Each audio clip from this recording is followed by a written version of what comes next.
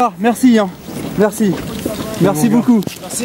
Tu nous aides vraiment. Merci. Hein. Merci. C'est pas fini. Félicitations. Bravo. Bravo. Merci beaucoup. Ce qui m'énerve le plus, c'est que la cause des papas n'est pas entendue, que les femmes qui nous gouvernent se foutent toujours de la gueule des papas et qu'il va falloir se battre beaucoup plus. Donc je crains qu'il y ait encore des papas qui désespèrent encore longtemps. La réunion de cet après-midi, pour vous, c'est un coup d'épée dans l'eau? C'est un début, comme a dit Madame Taubira.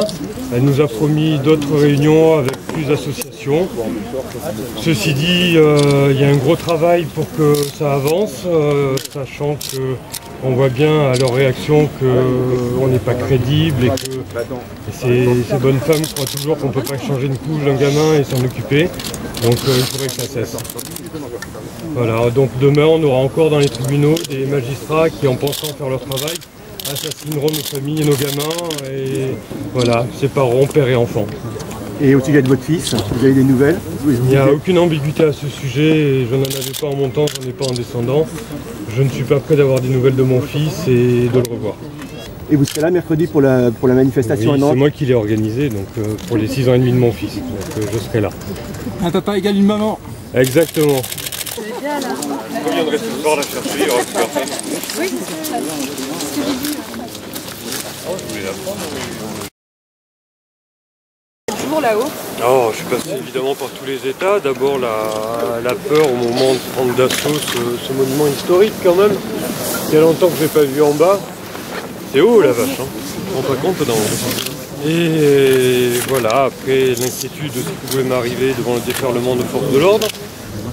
Bon, d'abord ils ont failli me faire passer pour un grand malade suicidaire, donc ça c'est un peu les méthodes habituelles. Que dire d'autre? Après l'inquiétude, la réflexion, se demander si ça sert vraiment à quelque chose et jusqu'où je dois aller. Et voilà. Ça c'est sûr. Vraiment, et grâce à ton action, vraiment merci. Je ne crois pas que ça change grand chose là. J'espère que si quand même. C'est un combat.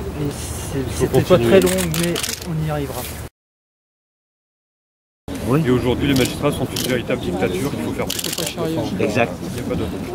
Et je recommencerai sans hésiter, si Mademoiselle Boursin, la maman de mon petit Benoît adoré, ne se bouge pas les fesses pour envoyer quelques messages à la famille et reprendre quelques contacts qui fera d'elle une mère intelligente.